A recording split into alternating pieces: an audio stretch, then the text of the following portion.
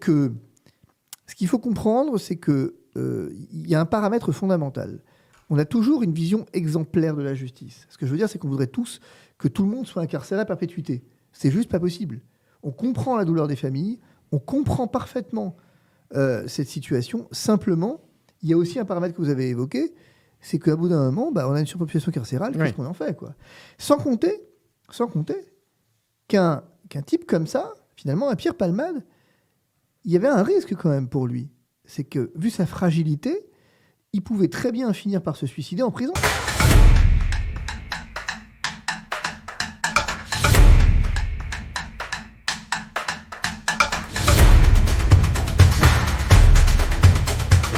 Les stars sont-elles au-dessus des lois ? C'est le thème de notre émission judiciaire. Alors, on va commencer par cette affaire Pierre Palmade. Pierre Palmade qui est sorti de prison il y a quelques jours, qui est sous surveillance électronique. Il est toujours incarcéré, mais sous bracelet électronique. On appelle ça incarcéré quand même. Il est incarcéré, mais il est en détention. Il est sorti de la maison d'arrêt dans laquelle il purgeait sa peine pour le moment, et le reste de sa peine va être à son domicile. Avec un bracelet électronique. Ça veut dire qu'il y a des sorties, évidemment, qui sont aménagées. Horaires. Il y a des horaires. Racontez-nous d'abord l'accident. J'aimerais qu'on revienne sur cette affaire Pierre Palmade, Michel Marie. Alors, c'était le 10 février 2023, à Célie-en-Bière, dans le département du 77.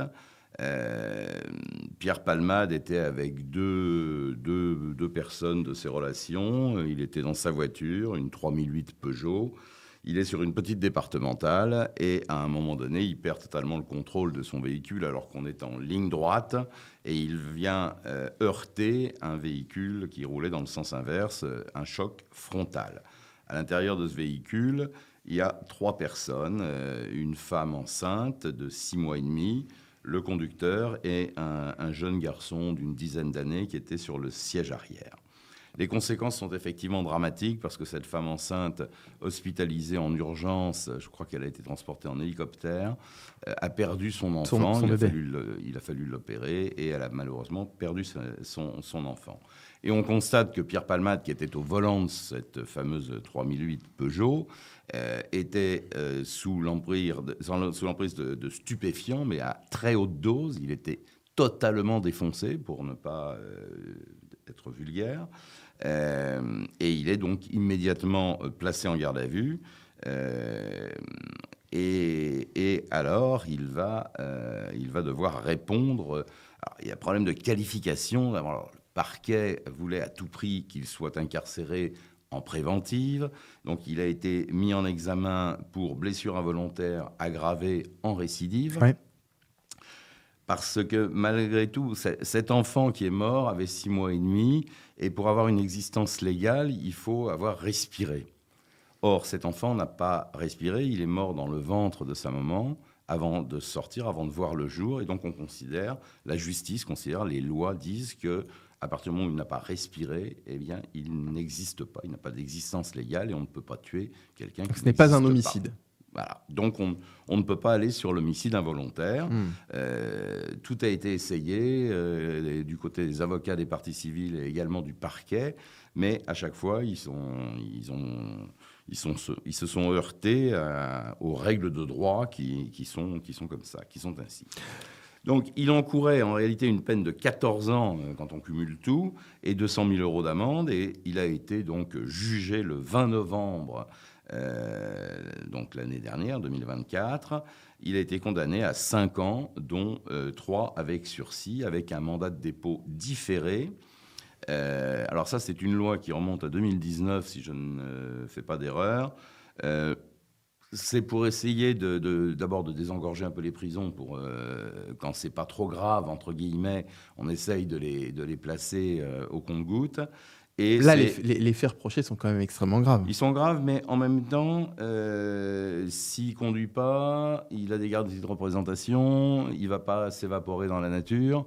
Donc, on ne prenait pas de gros risques à le laisser. De toute façon, on l'avait hospitalisé. À la sortie de sa garde à vue, il était hospitalisé parce qu'il était dans un état lamentable. Et je crois même que pendant sa garde à vue, il avait fait un petit problème cardiaque ou il avait fait un AVC ou quelque chose comme ça. Donc, il a été suivi médicalement tout en étant mis en examen.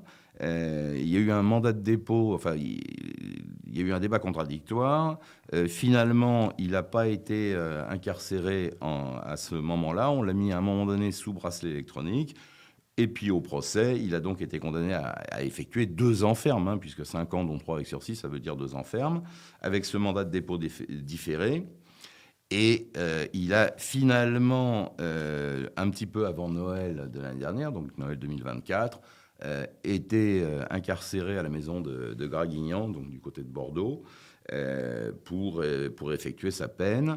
Et au bout de 4 mois, il a fait une demande pour être placé sous bracelet électronique et continuer sa peine sous bracelet électronique. Maître Divisio, est-ce qu'il est courant qu'une personne condamnée à 2 ans de prison ferme pour des faits aussi graves bénéficie d'un aménagement de peine aussi rapide? Oui. Oui. La réponse est oui, clairement oui, parce que en fait, d'ailleurs, c'est une parce des qu'il n'y a plus de place dans les conditions. prisons. Entre autres, mais parce que c'est effectivement une des conditions pour pouvoir bénéficier d'un aménagement de peine. L'une des situations, c'est celle dans laquelle vous avez une condamnation inférieure ou égale à 2 ans ferme. Comme l'a rappelé Michel Marie, ici on est sur 2 ans ferme, puisqu'on est sur une peine à sursis plus ferme. Il y en a d'autres de conditions, mais ici on serait dans ce cas-là, en fait, dans cette situation-là.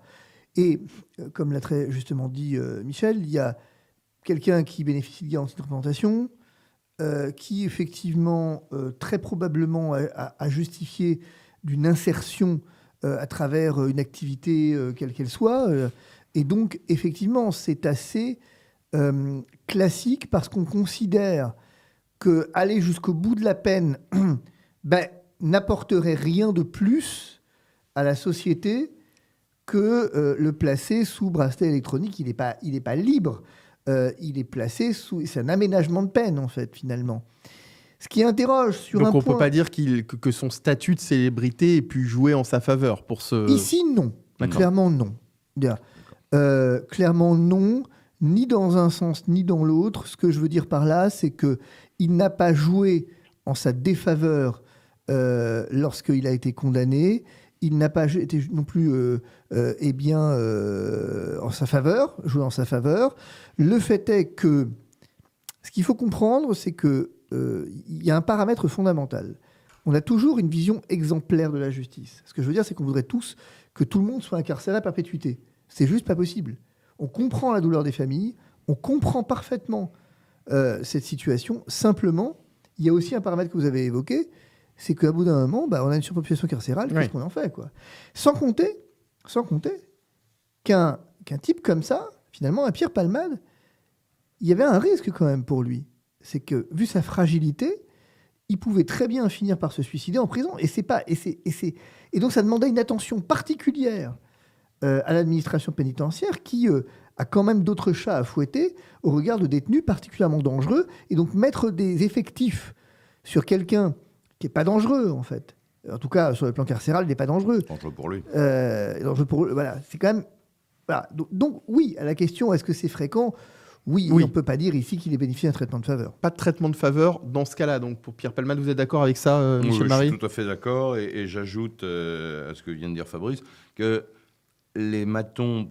Enfin, les gardiens de prison étaient ravis de le voir sortir de prison parce qu'ils n'en pouvaient plus. Pour quelle raison ? Notamment, ils recevaient des centaines de lettres par jour. Et vous savez qu'il y a une règle en prison, c'est que les surveillants doivent lire le courrier, ouvrir le courrier, le lire, vérifier qu'il n'y a pas une lame de rasoir ou quelque chose comme ça.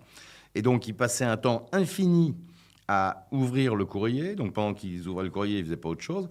Et à lui tout seul, il monopolisait un nombre incroyable d'agents de la pénitentiaire.